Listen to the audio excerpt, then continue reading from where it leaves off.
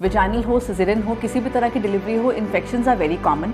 So watering and discharge of any kind should not be ignored. तो ये जो हमारे बहुत कॉमनली हमने आईवीएफ में स्पेशली देखा है कि ट्विन बच्चे जो होते हैं वो प्रीमेच्योर होते हैं. तो ये जो पर्दा वाली आपने शिकायत बताई, रेटिनोपैथी ऑफ प्रीमेच्योरिटी, इसका इलाज संभव है? मायोपिया में आंख होती है बड़ी, जिसका मतलब ये होता है कि दूर की चीज़ आपको नज़र नहीं आ रही है, आप शॉर्ट साइटेड हैं और इमेज बन रही है थोड़ी आगे. तो बच्चों में क्या रूटीनली किसी सप्लीमेंट की ज़रूरत होती है, जैसे कि हम विटामिन डी देते हैं? In type 2 diabetes from the point of diagnosis, जिस दिन पता चला कि मुझे शुगर है, जो ज़्यादा कॉमन भी होती है, टाइप 2 डायबिटीज़ सबको होती है, जिस दिन पता चला उस दिन जाके आंख एक बार चेक करवानी है कि ऑलरेडी शुगर का असर बन तो नहीं गया है. क्या आप ऐसा सोचते हैं ये जो आजकल बच्चों में स्क्रीन टाइम बढ़ गया है उसके चलते ज़्यादा बच्चों को चश्मे की ज़रूरत पड़ रही है? There is no harm in going to a चश्मे की दुकान, but what you have to understand is that the person giving you might not be a trained optician. तो इसके अलावा ना एक और समस्या है जो हर साल हम ये अक्टूबर, नवंबर, दिसंबर में स्पेसिफिकली दिल्ली में फेस करते हैं. इतना पोल्यूशन और इतना high rise of AQI. So how does pollution affect our vision, our eye health? Hi all, welcome to another interesting episode of fertility focus. और आज हम थोड़ा सा फर्टिलिटी से हट के बात करने वाले हैं क्योंकि हमारे साथ हैं renowned eye specialist doctor Anisha, जो आज हमें मदद करेंगी आंखों से रिलेटेड वो छोटे छोटे डाउट्स और सवाल जो हमारे मन में होते हैं उनको आंसर करने में. So welcome doctor Anisha. Hi doctor rhythm, thank you so much for having me here. And आपने बिल्कुल सही कहा, ये फर्टिलिटी से बाहर ज़रूर है टॉपिक, लेकिन आंख एक बहुत इंपॉर्टेंट ऑर्गन है और हमारे लिए बहुत ज़रूरी है कि आमतौर पे जो सवाल होते हैं उनके जवाब हमें पता हों, so that we can take care of our eyes in a better way. तो हम शुरू करते हैं सबसे पहले बच्चों से, एंड बच्चों में भी न्यू बॉर्न से. सो डॉक्टर नीचा, हमने बहुत कॉमनली ऐसा देखा है कि जब हम डिलीवरी करते हैं ना, दूसरे दिन फ़ोन आ जाता है बच्चों की आंखों से पानी आ रहा है. तो ये क्या पानी नॉर्मल होता है या नहीं होता है? तो कैसे पता चलेगा ये पानी अब नॉर्मल है और हमें दिखाना चाहिए? See immediately after birth watering is not common, क्योंकि बच्चों के इतने आंसू बन ही नहीं रहे होते हैं उस समय.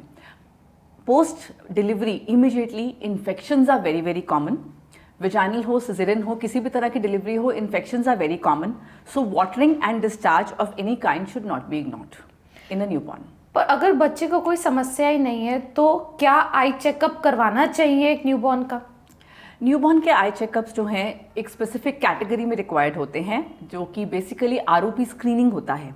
Premature children traditionally less than 34 weeks के जिस पे पैदा होते हैं या लेस देन 2 kgs पे जो बच्चे पैदा होते हैं, उनको रिस्क होता है एक तकलीफ का जिसे कहते हैं ROP. ROP की फुल फॉर्म होती है रेटिनोपैथी ऑफ प्रीमेच्योरिटी.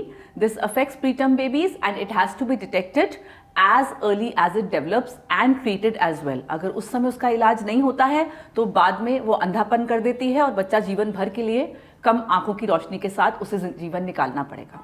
तो ये जो हमारे बहुत कॉमनली हमने IVF में स्पेशली देखा है कि ट्विन बच्चे जो होते हैं वो प्रीमेच्योर होते हैं. तो ये जो पर्दा वाली आपने शिकायत बताई, रेटिनोपैथी ऑफ प्रीमेच्योरिटी, इसका इलाज संभव है? बिल्कुल संभव है. यही मैसेज ज़रूरी है सब पेरेंट्स को जाना कि अगर आपके बच्चे प्रीटर्म पैदा हुए हैं, नर्सरी में गए हैं, even if they are bigger than 34 weeks, but उनको ऑक्सीजन लगी है, किसी तरह की इन्फेक्शन लंबी हुई है, एक बार आंख चेकअप ज़रूरी है. और ज़रूरी इसलिए है क्योंकि ROP is very much treatable. अगर नहीं पकड़ में आता है और मिस हो जाता है तो हाँ, 6 महीने बाद उसका इलाज नहीं हो सकता है, तब तक गाड़ी निकल चुकी है, बच्चा अंधा हो चुका है. It has to be treated in the first 1 or 2 months when it reaches that level. तो ये तो बहुत स्पेसिफिक कंडीशन होगी, बट रूटीनली हम देखते हैं कि बहुत बच्चों में ऐसा होता है कि आंखें जो है ना दोनों सेम तरीके से अलाइंड नहीं होती है और पेरेंट्स को लगता है कि इसे स्क्विंट है. So what is squint and कब कह सकते हैं कि हाँ बच्चे को डेफिनेटली स्क्विंट है? सी, फर्स्ट एंड फॉरमोस्ट बच्चा पैदा होते ही देख नहीं रहा है. This you have to understand. जब बच्चा पैदा हुआ है उसकी आंख टिक नहीं रही है. सो एक बच्चे की आंख जो टिकती है वो अराउंड 46 वीक्स पे टिकती है. 46 weeks I am saying because ये 1.5 महीना नहीं है. प्रीटर्म बेबी अगर 30 हफ्ते का पैदा हुआ है तो भी 46 वीक्स तक ही उसकी आंख टिकेगी, उससे पहले नहीं टिकेगी. बहुत सारे प्रीमेच्योर बच्चों के पेरेंट्स घबरा जाते हैं कि 2 महीने का बच्चा हो गया, अभी तक देख नहीं रहा है. नहीं देख रहा है क्योंकि अभी तो कोई 40 हफ्ते का भी नहीं हुआ है. So you have to wait for 46 weeks जब बच्चे की फिक्सेशन आए. एक बार फिक्सेशन आती है, बच्चा थोड़ा सा बड़ा होता है, उसके बाद अगर आंखें टेढ़ी पड़ रही हैं, स्क्विंट मतलब आंखें जो हैं एक आंख अंदर या एक आंख बाहर को जा रही है, they are not aligned straight, parallel नहीं है। अगर ऐसा हो रहा है उसके बाद once the fixation starts then it is significant at all ages. So आपने ये बात किया कि बच्चा देख नहीं रहा, तो ये जो पेरेंट्स हमें बोलते हैं हमें देख के मुस्कुरा रहा है with in the 1 month of delivery, is it true और not? See, it's not true because the child's hearing and touch and feel and smell, all those senses are very active at that time. बच्चा माँ के touch से response करता है, बच्चा माँ की आवाज़ को रिस्पॉन्स करता है।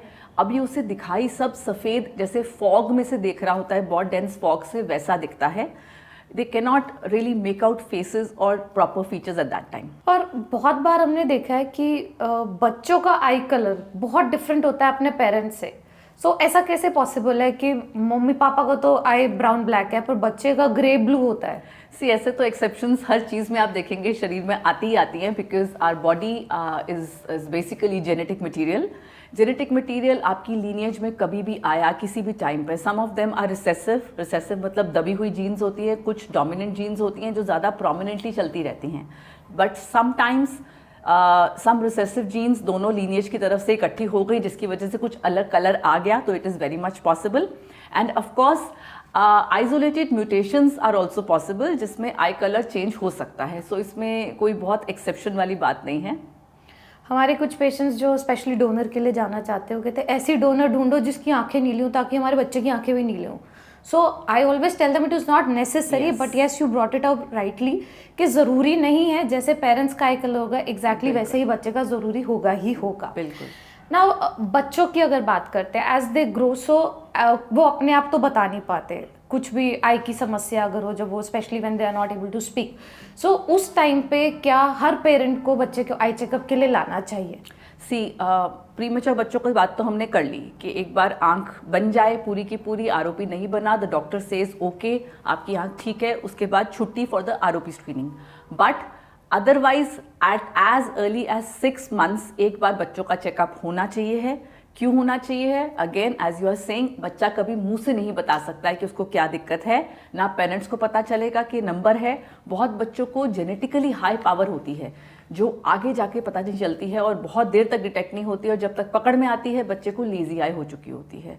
सो इट इज़ इम्पॉर्टेंट कि पहले 6 महीने या साल के अंदर अंदर एक आई चेकअप ज़रूर हो। लेजी आई क्या होती है? लेजी आई या एम्ब्लायोपिया होता है कि आंख पर से ठीक है लेकिन उसमें रोशनी नहीं बन रही है। Now why this happens is, अगर पहले 10-12 साल की उम्र में आंख को पूरी रोशनी नहीं मिली है, जैसे कि किसी का नंबर बहुत हाई है, 4 नंबर 5 नंबर है बच्चे का, लेकिन वो चश्मा नहीं लगा रहा तो उसको दिखाई नहीं दे रहा है। एक उम्र के बाद 10-11 साल के बाद अगर सडनली वो आता है मेरे पास और मैं नंबर लगा भी दूंगी तो भी उसकी रोशनी 6/6 या 6/6 नहीं हो सकती, क्योंकि उसके दिमाग ने कभी साफ रोशनी देखी ही नहीं है। दिमाग डेवलप हो गया है बिना उस लेवल को रीच करे, तो ये आंख हमेशा के लिए लेजी रह जाती है, इसकी रोशनी सब नॉर्मल रह जाती है even if we put glasses. आपने बात किया 6/6, ये 6/6 विजन क्या होता है? 6/6 विजन होती है 100% विजन, जो हम एक नॉर्मल आंख की विजन को मानते हैं। We have specific sizes of the alphabets that are there on the chart. जब आप डॉक्टर के पास जाते हैं वो आपको एक चार्ट पढ़ाते हैं, वो चार्ट के sizes have to be read at a particular distance. तो आप किस डिस्टेंस पे उस साइज को देख सकते हैं, उस हिसाब से ये टर्मिनोलॉजी हमारी रखी गई है, जिसको हम 6/60, 6/36, वो अल्फ़ाबेट जैसे जैसे छोटे होते चले जाते हैं उसका जो है आपका डिनोमिनेटर जो है वो थोड़ा थोड़ा कम होके फाइनली 6/6 पे आता है, which is the normal vision. क्या आप ऐसा सोचते हैं ये जो आजकल बच्चों में स्क्रीन टाइम बढ़ गया है उसके चलते ज़्यादा बच्चों को चश्मे की ज़रूरत पड़ रही है? बिल्कुल सही कह रही हैं आप, और ये एक बहुत बड़ी प्रॉब्लम है जो हम फेस करने वाले हैं in the next 5 to 10 years। We are sitting on an epidemic of myopia. हमारे बच्चों में नंबर बहुत ज़्यादा आ रहा है, जो पहले बहुत किसी में जो पढ़ाकू बच्चे होते थे या जेनेटिकली जिनके नंबर होते थे उनके आते थे, आजकल I am seeing kids as early as 3 and 4 years with very high minus number, and the reason is your screen time, near work and of course decreased outdoor activity. So कितना recommended screen time होना चाहिए बच्चों के लिए? ये बहुत common question है जो पेरेंट्स पूछते हैं। इसमें 2 चीज़ें इंपॉर्टेंट हैं, total screen time and at a time बच्चा कितना देख रहा है। अब स्क्रीन में कंप्यूटर आता है, टैबलेट आती है, फ़ोन आता है, सबसे सेफ बात है टीवी, क्योंकि टीवी दूर है, जितना दूर होगा उतना सही रहता है, जितना पास होगा उतना खतरनाक है। But at any time 20-25 minute से ऊपर नहीं देखना चाहिए बच्चे को एक बार में। तो आपने जैसे बात किया माइनस का नंबर, ये और मायोपिया, ये टर्म्स बहुत कॉमनली लोगों को नहीं समझ आते, तो ये माइनस का नंबर प्लस का नंबर क्या होता है? रिफ्रैक्टिव एरर या चश्मे का नंबर होना, इसका मतलब ये होता है कि आंख में जो इमेज बन रही है वो पर्दे या रेटिना के ऊपर सही से नहीं बन रही है। एक नॉर्मल आंख में वो पर्दे पे बनती है। मायोपिया में आंख होती है बड़ी, जिसका मतलब ये होता है कि दूर की चीज़ आपको नज़र नहीं आ रही है, आप शॉर्ट साइटेड हैं और इमेज बन रही है थोड़ी आगे। इसको ठीक करने के लिए हमें माइनस नंबर का चश्मा चाहिए होता है, जो कि कनकेव ग्लास होता है। और हाइपरोपिया में उल्टा होता है, आंख होती है छोटी, इमेज बनती है पीछे और प्लस का नंबर रिक्वायर्ड होता है उसे ठीक करने के लिए। तो ये सिलेंड्रिकल नंबर क्या होता है? सिलेंड्रिकल नंबर से पेरेंट्स बहुत डरते हैं कि ओह सिलेंडर आ गया, लेकिन cylindrical number is just form and again it is very comes in very early in life because ये जेनेटिकली प्रीडिस्पोज्ड होता है। It happens because of the shape of the eyeball, जो हमारी आगे की पुतली है उसकी शेप की वजह से होता है। अगर वो शेप स्फेरिकल है, गोलाई में है, तो आपको सिलेंडर नहीं होगा। और यही अगर अंडे की तरह है, एक एक्सिस में फ्लैट है, एक में आपकी स्टीप है, तो सिलेंडर नंबर आ जाएगा। तो ये चश्मे का नंबर बहुत सारे लोग चश्मे की दुकान से जाके लेते हैं। So is it okay to get a number prescribed from एक चश्मे की दुकान versus the doctor? See, there is no harm in going to a चश्मे की दुकान, but what you have to understand is that the person giving you might not be a trained optician. What happens normally here or in India everywhere कि दुकान तो एक trained optical वाला और optician खोल लेता है, ऑप्टोमेट्रिस्ट खोल लेता है, लेकिन आगे रख लेता है लोग जिनको वो बस थोड़ा थोड़ा बता देता है, who are actually doing all the groundwork. तो वो ठीक से नंबर दे ज़रूरी नहीं है। दूसरा, डायलिटेशन का प्रोसेस एक होता है बहुत इंपॉर्टेंट, स्पेशली इन चिल्ड्रन, जिससे हमें एग्जैक्ट नंबर पता चलता है। सो वो होना बच्चों में बहुत ज़रूरी है, इसलिए आई वुड रिकमेंड कि बेटर यही रहता है ऑफ कोर्स कि डॉक्टर के पास जाके चेक करवाएं। आपने बात किया dilatation, what is dilatation? Dilatation होती है आई ड्रॉप्स, जिससे हम आँख की पुतली को फैला देते हैं। नॉर्मल पुतली जो होती है छोटी होती है, सेंटर में आप देखेंगे उससे लाइट जाती है, इट्स अ ब्लैक स्पॉट बीच में, वो फैला देते हैं ताकि मसल रिलैक्स हो जाए और आँख का एक्चुअल नंबर हमें पता चल जाए। तो हमें ना एक ऐसा सा नंबर मिलता है, ठीक है, इस पे कुछ कुछ फिगर्स लिखी रहती हैं, ये चश्मे का नंबर होता है। तो आप इसे हमारी ऑडियंस के लिए समझा सकते हैं कि क्या चश्मे का नंबर है? So if you see, first and foremost right eye है और लेफ्ट आई है, आँख का अलग अलग नंबर हो सकता है। बहुत लोग पूछते हैं दोनों का अलग नंबर है, लेकिन हाँ ऐसा बहुत कॉमन होता है। दूसरा, डिस्टेंस एंड नेयर, ये जो नेयर वाला ऐड होता है ये सिर्फ 40+ लोगों के लिए होता है और उससे कम वालों के लिए एक ही नंबर होता है, सिंगल पावर होती है। 40 से ज़्यादा लोगों को नेयर के नंबर के एडिशन की ज़रूरत पड़ती है। Now you see there columns here, the first column is -2.5 DS, DS is spherical number, S is for sphere. इस इंसान को 2.5 नंबर माइनस मायोपिया है, जैसा मैंने आपको थोड़ी देर पहले बताया था, जो इसको स्फेरिकल नंबर है। सेकेंड कैटेगरी है सिलेंडर की। अब सिलेंडर जैसा मैंने बताया वो एक एक्सेस का नंबर होता है, इसलिए उसमें साथ में डिग्री लगनी बहुत ज़रूरी होती है कि कहाँ पे लगना है वो नंबर। तो उसके बाद उसको है -1 DC which is cylinder, and आगे तीसरा कॉलम है डिग्री का which is 180 degree. Similarly left eye में भी ऐसा ही है, -1 at spherical, -1 cylinder and 180 degree is the axis of the cylinder. Each and every one of them is very important, especially the degree, because degree हिल जाएगी तो number गड़बड़ा जाएगा। और उसके नीचे है addition. Addition is for near, as I told you, it is only and only for people who are more than 40 years of age. और उसके बियॉन्ड आपको ज़रूरत, उससे पहले में आपको ये नेयर वाले जो कैटेगरी है लेस देन 40 ईयर्स में नहीं देनी होती है। तो जब नंबर आता है, बहुत सारे पेरेंट्स का आई एम श्योर एक कॉमन वो होता होगा कि अगर हम चश्मा नहीं लगाए तो क्या, क्योंकि लगा दिया तो आदत पड़ जाएगी। तो आप उनको क्या एडवाइस करते हैं? सी अगेन, इसमें कोई हार्ड एंड फास्ट रूल नहीं होता है, minus number has to be worn. आजकल वो बात नहीं आ गई कि 0.25 है छोड़ दो, 0.5 है छोड़ दो। माइनस नंबर अगर बच्चा नहीं पहन रहा है तो आंखें स्ट्रेस कर रहा है, नंबर बढ़ता चला जाएगा। So now the science says at any point minus number जल्द से जल्द शुरू कर दीजिए, चाहे वो 0.25 ही क्यों नहीं है, ठीक है।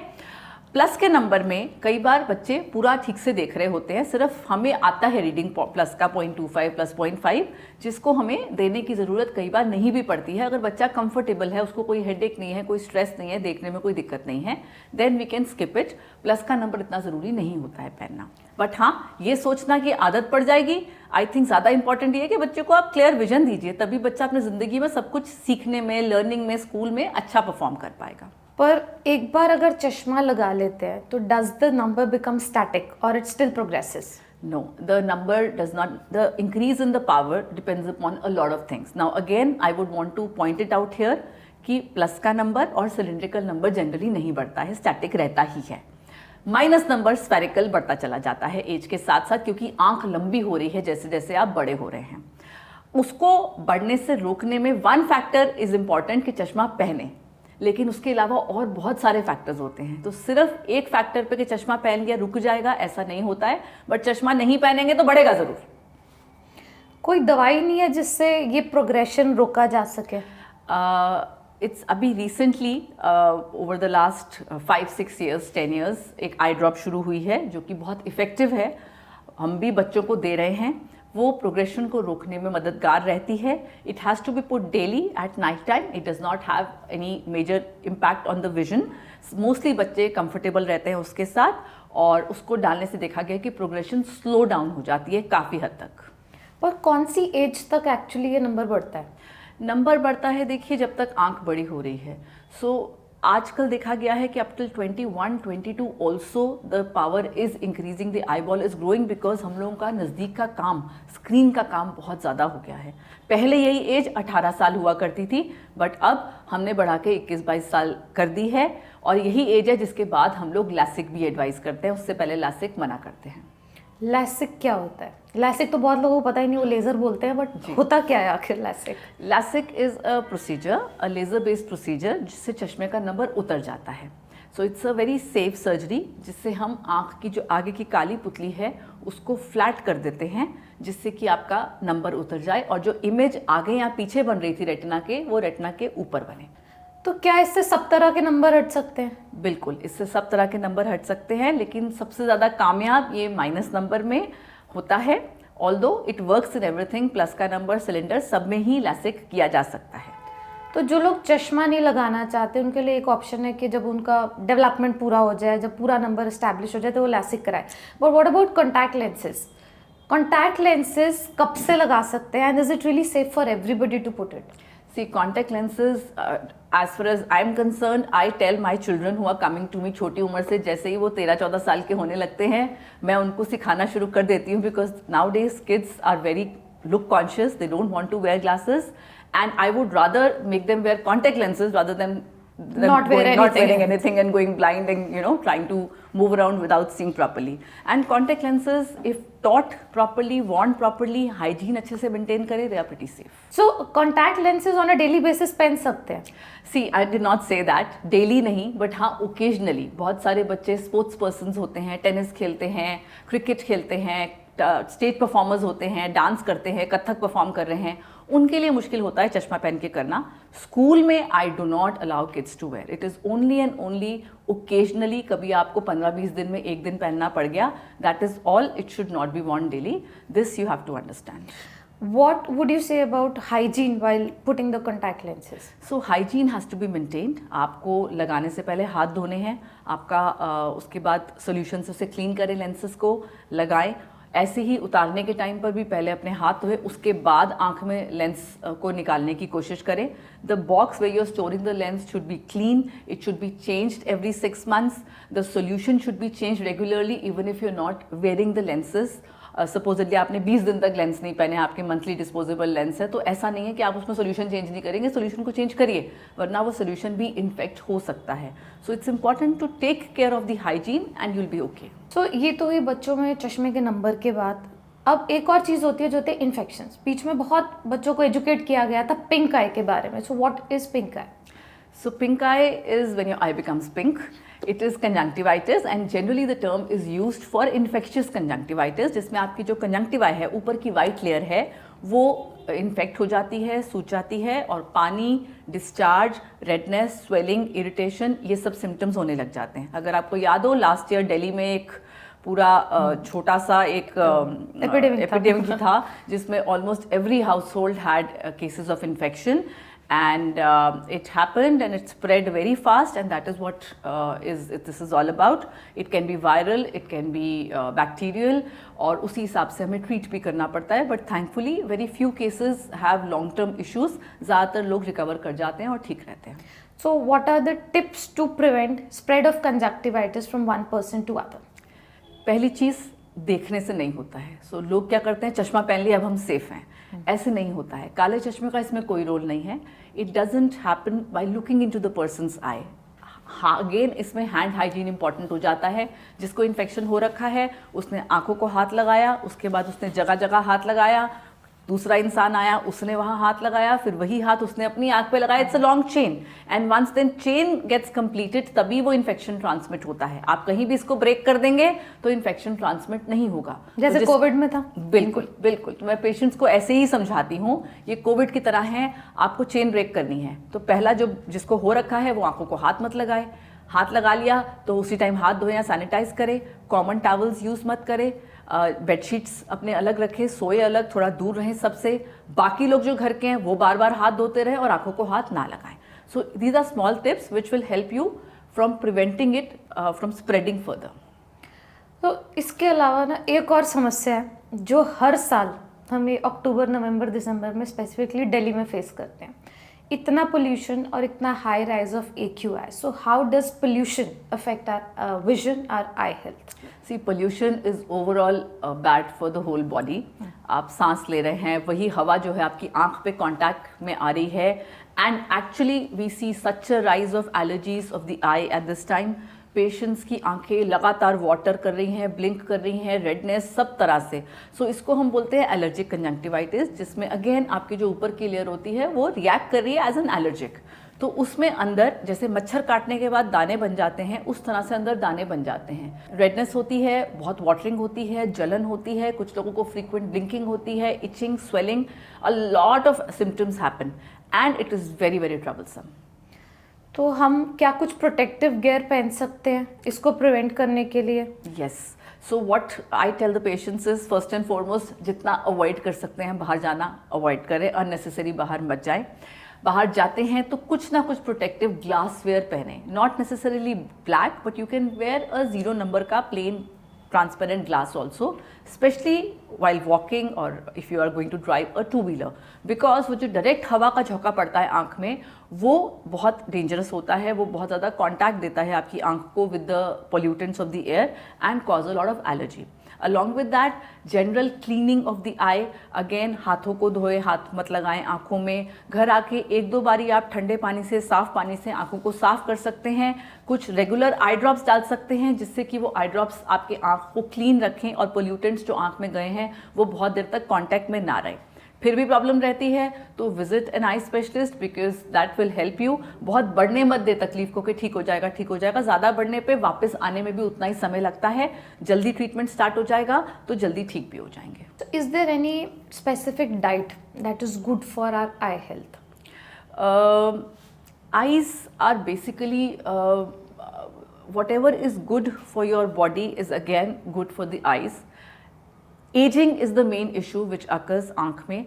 रेटिना में कैटरैक्ट बनता है, रेटिना में एज के चेंजेस होते हैं। इन सब के लिए जिस तरह से आपके हेल्दी फूड्स होते हैं, all the green vegetables, leafy vegetables, carrots, tomatoes, beetroot, then आप फिश बहुत अच्छा होता है, एग्स बहुत अच्छे होते हैं, chia seeds, omega 3 fatty acids, ये सब जो होते हैं बहुत अच्छे रहते हैं। फ्रूट्स में बेरीज हो गई, strawberries, cranberries, they are all very healthy for the eyes. ना जो नहीं लेना चाहिए है that is again high sugar rich food because that has preservatives also and sugar high glycemic index रहती है। कोल्ड ड्रिंक्स हो गई, चिप्स हो गए, ये सब ओवरऑल आपकी आँख के लिए अच्छे नहीं होते हैं। तो बच्चों में क्या रूटीनली किसी सप्लीमेंट की ज़रूरत होती है? जैसे कि हम विटामिन डी देते हैं क्योंकि हमने रूटीनली देखा है कि डेफिशिएंट होता है बच्चों में, बर्थ पे विटामिन के देते हैं। तो ऐसे is there anything that needs to be given as a supplement to kids and if yes at what age should be started? No, for eyes the most important vitamin is vitamin A, लेकिन vitamin E deficiency is very rare. It is seen only in children who are malnourished, या जिनको कोई मैल absorption problem है, जिनको diarrhoea रह रहा है कि जो खाना खा रहे हैं वो शरीर को लग नहीं रहा है, अंदर नहीं जा रहा है. Only then it is required. But mostly vitamin A deficiency जो नॉर्मल हेल्दी बच्चे होते हैं, नॉर्मल खाना खा रहे हैं, ब्रेस्ट फीड करा रहे हैं, उनको ज़रूरत नहीं होती है. वाइटामिन ए डेफिशिएंसी उनमें नहीं देखी गई है. As far as supplements are concerned, I would like to point it out here. Supplements आपका नंबर आने से नहीं रोकते हैं. Supplements सिर्फ आपकी जनरल आंख की हेल्थ के लिए है. गाजर खाने से ऐसा नहीं होगा कि नंबर नहीं आएगा या नंबर चला जाएगा. गाजर खाने से सिर्फ आपके विटामिन ए लेवल्स अच्छे रहेंगे, ड्राइनेस नहीं होगी, रेटिना ठीक रहेगा. That is all. So in growing kids हमने एक तो बात किया, ये चश्मे का नंबर, चश्मा नहीं लगाना चाहते. बहुत सारी यंग गर्ल्स हमारे पास आती हैं about dark circles. So what are dark circles and how can one prevent them? See, dark circles is generally darkness that they see under the eye. Now, वहाँ की स्किन होती है बहुत पतली, जो हमारे eyelids की स्किन होती है. It's the thinnest skin in the body. So sometimes what happens is because of lack of sleep or poor hydration, poor diet, anemia, वहाँ पे जो है नीचे के vessels आपके दिखने लग जाते हैं, जिसकी वजह से एक darkness सी दिखती है. एक तो वो कारण होता है. देन सेकेंड कारण होता है generally pigmentation increase, genuinely increase हो गई पिगमेंटेशन. वो हम देखते हैं हार्मोनल चेंजेस की वजह से, वो यंग बच्चों में नहीं होती है. So in young girls it's mainly because of poor dietary habits and poor sleep habits कि हमें वो गड्ढे से दिखते हैं आँख के नीचे. तीसरी चीज़ होती है कि टेयर ट्रफ बन जाते हैं आँख में. स्किन वगैरह ठीक है, लेकिन वहाँ पे एक गड्ढा सा बन गया है जिसकी वजह से डार्कनेस दिख रही है. अब वो गड्ढा भर जाता है, फिलर्स करते हैं बहुत लोग, जिससे कि वो डार्कनेस खत्म भी हो जाती है. सो इट डिपेंड्स अपॉन किस वजह से आ रही है. But yes, your lifestyle is important in this. And dark circles काफ़ी हद तक आपकी जनरल ओवरऑल हेल्थ के साथ अच्छे भी हो जाते हैं. और एक और चीज़ होती है, people like to have long eyelashes, तो इसके लिए सीरम्स आते हैं. How much helpful are those serums? See, those serums are popular in a lot of places all over the world because cosmetically लोगों को लगता है बहुत आसान काम है. But I would want to point it out here, they are basically medicines. So prostaglandin analogs होते हैं जो कि इसको increase करते हैं. Now they also cause an increase in the pigmentation around the eye.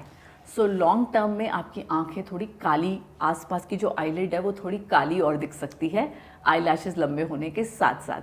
So whenever you use them, do talk to a doctor before starting. Just don't buy them and start off, because in the long run it's a possibility कि आपकी जो है eyes के colour जो है वो थोड़ा सा अजीब हो जाए और आईलिड्स जो है थोड़ी डार्क लगने लग जाए. सो कुछ लोग मेकअप के दौरान ये आई लैश एक्सटेंशन लगवाते हैं, तो how safe is that glue for the I? I want to tell you, whenever these makeup, the weddings and all happen, तो एक सडन राइज आता है क्लिनिक में पेशेंट्स का, लेडीज़ का आई एलर्जीज़ के साथ.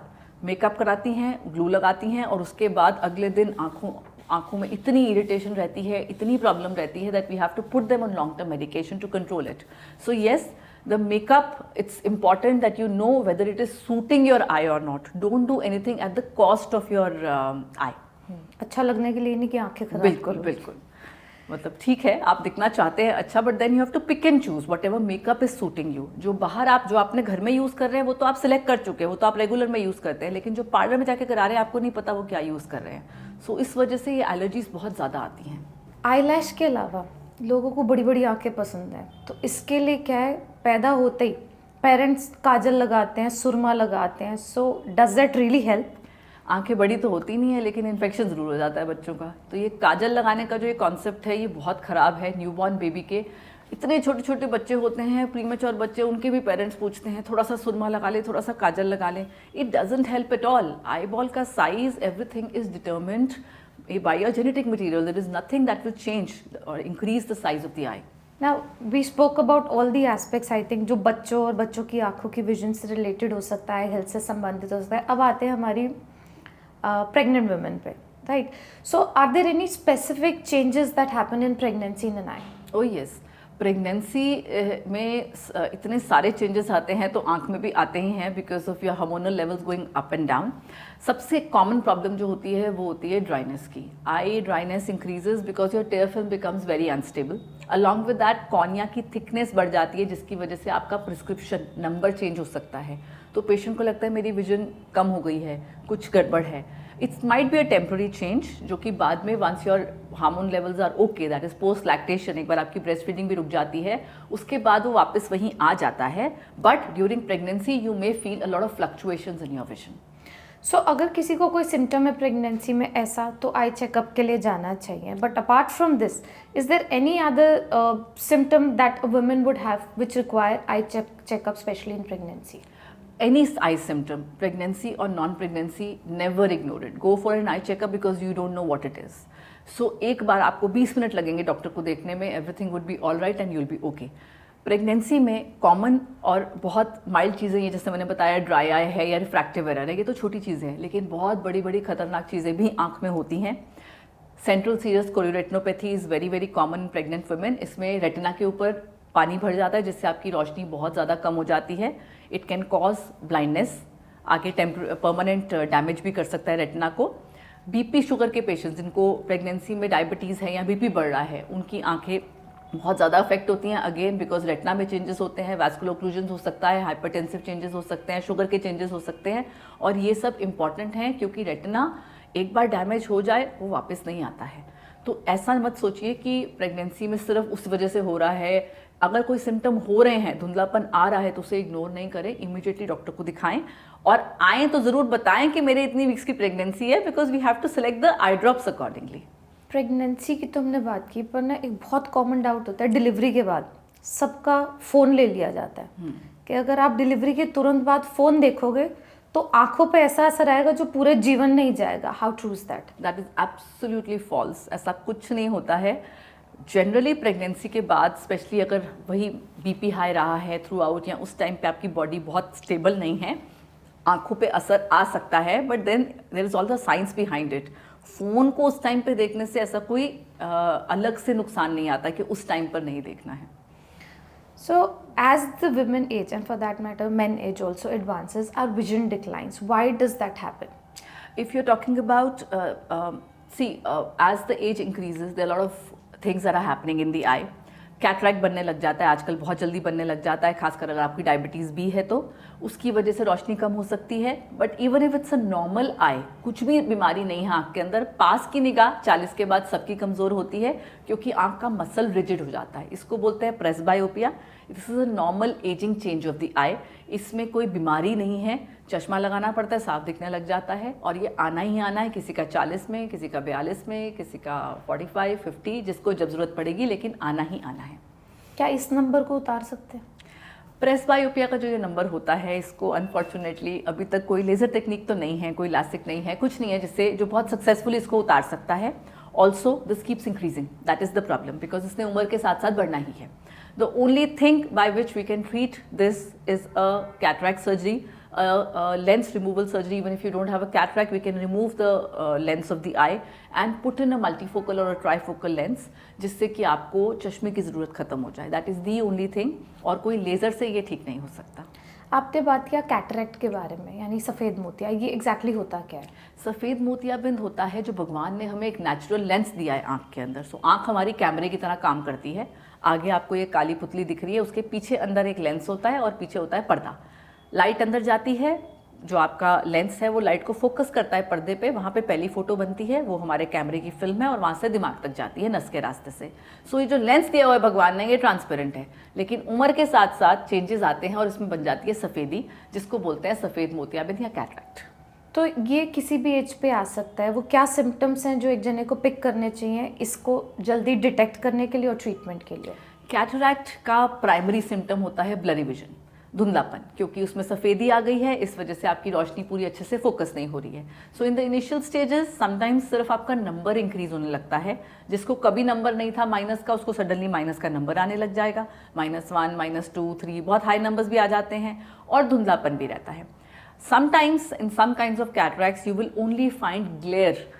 आप जब रात को गाड़ी चला रहे हैं, आपको लाइटें बहुत फैली फैली दिखेंगी और गाड़ी चलाना मुश्किल हो जाता है रात के समय. So that is another symptom of cataract. Pain is not a symptom of cataract. Watering is not a symptom of cataract. So ऐसे ही सफ़ेद मोतिया की तरह एक होता है काला मोतिया. तो काला मोतिया क्या होता है? काला मोतिया एक बिल्कुल अलग तकलीफ है. लोग बहुत कंफ्यूज होते हैं क्या सफ़ेद है या काला है. काला मोतियाबिंद इज ग्लॉकोमा. काला इसलिए बोलते हैं क्योंकि इसमें एकदम से आंख के आगे कालापन आ जाता है और आप बिल्कुल अंधे हो जाते हैं। ग्लूकोमा काला मोतिया में जिसमें आंख का प्रेशर ज़्यादा जाता है, जिससे आपकी नस डैमेज होती है। इसकी ट्रीटमेंट आई ड्रॉप्स होती है and it is a very very serious condition. ये पोटेंशियली आंख को अंधा कर सकती है। आगे के लिए इसकी रिवर्सिबल डैमेज नहीं होता है, एक बार नुकसान हो गया उसको वापस नहीं ला सकता। It is very very severe and risky with a with cataract, जो कि छोटा सा सर्जरी से ठीक हो जाता है और रोशनी पूरी आ जाती है। तो हमने बात किया कि इस एज ग्रुप में वैसे ही नेचुरली विजन जो है डिक्लाइन होता है, बट बहुत लोगों को इस टाइम पे बीपी और शुगर की समस्या होती है। So how and when should one screen for I disorder if one has high BP और डायबिटीज़ यानी शुगर?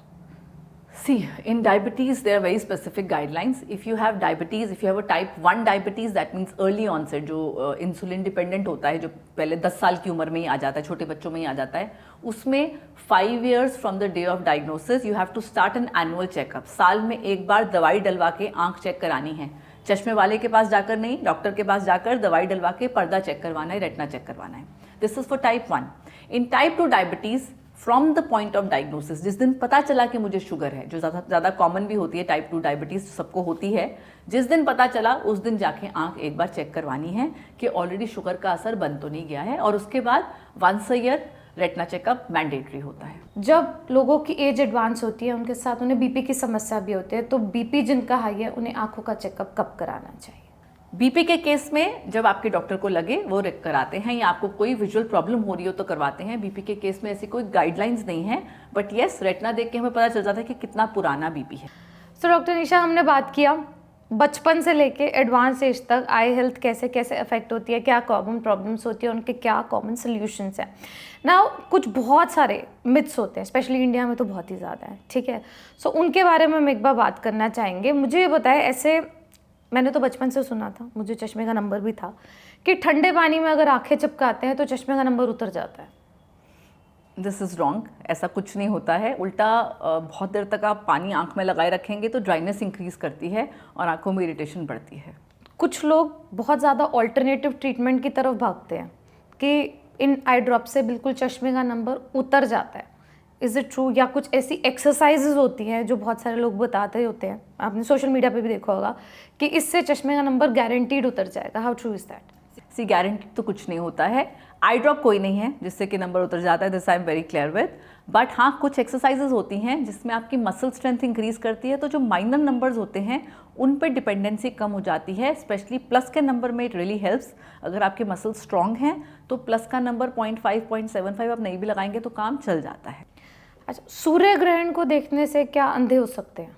बिल्कुल, इतने पेशेंट्स आते हैं सूर्य ग्रहण को, इतना हम समझाते हैं, उसके बावजूद पेशेंट्स देखने की कोशिश करते हैं सूर्य ग्रहण को। सूरज की रोशनी आंखों के लिए डेंजरस होती है, डैमेज कर सकती है रेटिना को।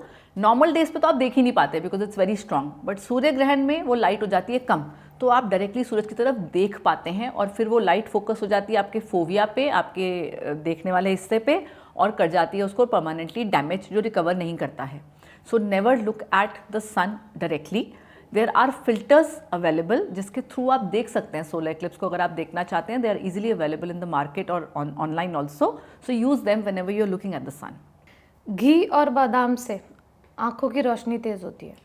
घी और बादाम अच्छा फूड है, जैसा मैंने बताया, because they are rich in omega-3 fatty acids and other micronutrients which are good for the tear film and for the retina. लेकिन नंबर नहीं उतरता है, कुछ भी खाने की चीज़ से नंबर कम नहीं होता है। बाईं आंख फड़कने से कुछ गलत होता है? बाईं दाईं कोई भी आंख फड़कती है, इसका मतलब है कि कुछ ना कुछ आंखों में ड्राइनेस हो रही है या विटामिन डेफिशिएंसी है, तो यही गलत होता है, और तो कुछ इसमें गलत नहीं हो रहा है। तो डॉक्टर के पास जाइए और अपने आप को ठीक करवाइए। टीवी आपने बोला कि कुछ समय तक देख सकते हैं, टीवी पास देखने से ही नज़र खराब होती है, दूर देखने से नहीं होती? जितना पास से आप देखेंगे वो ज़्यादा डेंजरस होता है आंख के लिए, because near focus is the problem. अगर आप बच्चा बहुत पास से देख रहा है टीवी तो उसकी आंख खराब भी हो रही है, और दूसरा ऑलरेडी हो सकता है आंख खराब हो चुकी है तभी वो पास जाकर देख रहा है। सो अगर बच्चा पास जाके टीवी देख रहा है तो उसी टाइम उसको डॉक्टर के पास लेके जाए, एक बार चेक करवाएं, और अगर सब ठीक है तो उसकी आदत छुड़वाएं। लेट के पढ़ने से आंखें ज़्यादा खराब होती है? लेट के पढ़ने से एज सच लेटना is not the problem but the distance is the problem. आप चेयर पे बैठे हैं तो आपका लगभग इतना डिस्टेंस रहेगा ही रहेगा पढ़ने में। लेटने में आप कभी भी इतना डिस्टेंस नहीं मेंटेन कर पाएंगे। आप किताब के बहुत पास आकर पढ़ेंगे, जिससे अगेन वही इशू होता है, पास का फोकस जितना ज़्यादा बढ़ेगा सिर दर्द होगा, नंबर आएगा। So doctor Nisha, you have answered most of our queries and I am sure हमारे व्यूअर्स के बहुत सारे डाउट्स होंगे जो आज क्लियर हो गए होंगे, बट फिर भी जाते जाते कुछ टिप्स जो हमारे चश्मे के नंबर को रोकने में मदद कर सकती है। चश्मे का नंबर रोकने के लिए सबसे इम्पॉर्टेंट तो ये है कि अपना चश्मा पहने। बिना चश्मे के आंखों पे स्ट्रेस पड़ता है। एग्जैक्ट प्रिस्क्रिप्शन पहने जो उस समय है आपका। आई ड्रॉप्स जैसा मैंने बताया आर अवेलेबल। अगर आपके डॉक्टर को सही लगता है तो वो आई ड्रॉप्स शुरू कर सकते हैं, जिससे कि नंबर बढ़ने से रुकता है। आजकल चश्मे भी अलग तरह के आ गए हैं। मायोपिया कंट्रोल ग्लासेस जिनको बोलते हैं, जिनके बच्चों के नंबर लगातार बढ़ रहे हैं, वो अलग तरह के चश्मे होते हैं जो आप पहन सकते हैं, जिससे कि नंबर बढ़ने से काफ़ी हद तक स्लो डाउन हो जाता है। Along with that outdoor activity 1 hour a day. चाहे बच्चा बाहर बैठ ही रहा है, खेल नहीं रहा, लेकिन बाहर 1 घंटा स्पेंड करना बहुत ज़रूरी है। Sunlight exposure, vitamin D levels and of course नज़दीक का काम, चाहे वो फ़ोन हो चाहे वो पढ़ाई हो, एक बार में आधे घंटे से ज़्यादा नहीं करना है। बच्चे को ब्रेक लेनी है और ब्रेक लेके दूर देखना है। ये नहीं कि फ़ोन छोड़ा तो किताब उठा ली, किताब छोड़ी तो फ़ोन उठा लिया। That is about the same for the I. So thank you so much for coming here and it was a very informative session. And अगर हमारे कमेंट्स में और डाउट्स आएंगे तो हो सकता है हम आपको फिर से बुलाएं उन्हें क्लैरिफाई करने के लिए। So this was our episode about eye health in women, in children, in newborn. And if you have any more doubts do ask us in the comment section. और अगर आपको ये वीडियो अच्छा लगा तो please like, subscribe to our channel and share it with people who are in need of this information. See you again in our next episode.